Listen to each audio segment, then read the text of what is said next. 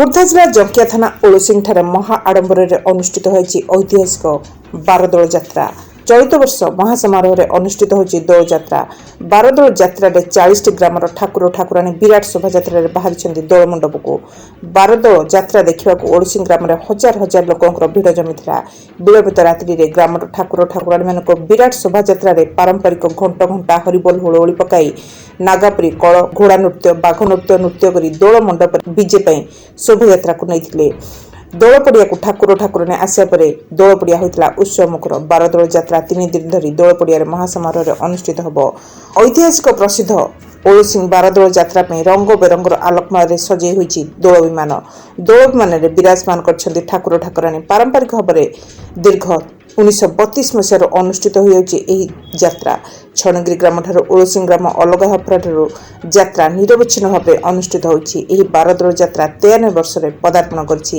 ଗାଦି ବ୍ରହ୍ମ ଗିରିଧାରୀ ଦେବ ଦୋଳଯାତ୍ରାରେ ସ୍ଥାନାଧିପତି ଦୋଳଯାତ୍ରାରେ ନିମନ୍ତ୍ରିତ ହୋଇ ଆସିଥାନ୍ତି। 40 ଦେବାଦେବୀ 3 ଦିନ ଧରି ଯାତ୍ରା ମହା ଆଡମ୍ବରରେ ଅନୁଷ୍ଠିତ ହେବ। ଗାଁ କମିଟିର ସଦସ୍ୟ ଏବଂ ଯୁବକମାନଙ୍କ ସହଯୋଗ ଏବଂ ପରିଚାଳନା ଦାୟିତ୍ୱରେ ରହି ଗାଁର ମୁରବୀ ଶ୍ରେଣୀ ବୟୋଜ୍ୟେଷ୍ଠ ବ୍ୟକ୍ତିମାନେ ଉପସ୍ଥିତ ରହି ସୁରୁଖୁରୁରେ ଯାତ୍ରା ପରିଚାଳନା କରିଥାନ୍ତି। ଚଳିତ ବର୍ଷ ପାଗ ଅନୁକୂଳ ହୋଇନଥିବାରୁ ଟିକେ ଭିଡ଼ କମିଛି। ଯାତ୍ରା ମହାସମାରୋହରେ ଅନୁଷ୍ଠିତ ହୋଇଥିବାରୁ ଗ୍ରାମବାସୀ ବେଶ୍ ଖୁସି ଥିବା ଜଣାପଡ଼ିଛି। ଏହି ଯାତ୍ରା ଭାଇଚାରାର ଯାତ୍ରା ବୋଲି କେତେକ ମତବ୍ୟକ୍ତ କରିଛନ୍ତି। ବାରଦୋଳ ଯାତ୍ରାରେ ଶାନ୍ତି ଶୃଙ୍ଖଳା ରକ୍ଷା କରିବା ନିମନ୍ତେ ଦୋଳ ପରିଚାଳନା କମିଟିର ସଦସ୍ୟ ଏବଂ ପୋଲିସ ପ୍ରଶାସନ କର୍ମଚାରୀମାନେ ନିୟୋଜିତ ଅଛନ୍ତି। Nirakarpur Balukeswar Odisha mobile TV. ଓଳସିଂ ଗ୍ରାମ ପଞ୍ଚାୟତର ପୂର୍ବତନ ସରପଞ୍ଚ ଏବଂ ଏହି ବାରଦୋଳ ଯାତ୍ରା କମିଟିର ଜଣେ ସକ୍ରିୟ ସଭ୍ୟ। এই যাত্রা তো আজ্ঞা 94 বর্ষ হল চালানি। স্বর্গত জমিদার দাশরথী পଟ୍ଟନାୟକ সেতবে যাত্রা আরম্ভ করে গাঁ বালা 2 পয়সা দেউলে এবং সমস্ত খরচ দাশরথী পଟ୍ଟନାୟକ করতে। এবে গ্রামবাসী সমস্ত একজুট হয়ে যাত্রা পরিচালনা করছেন।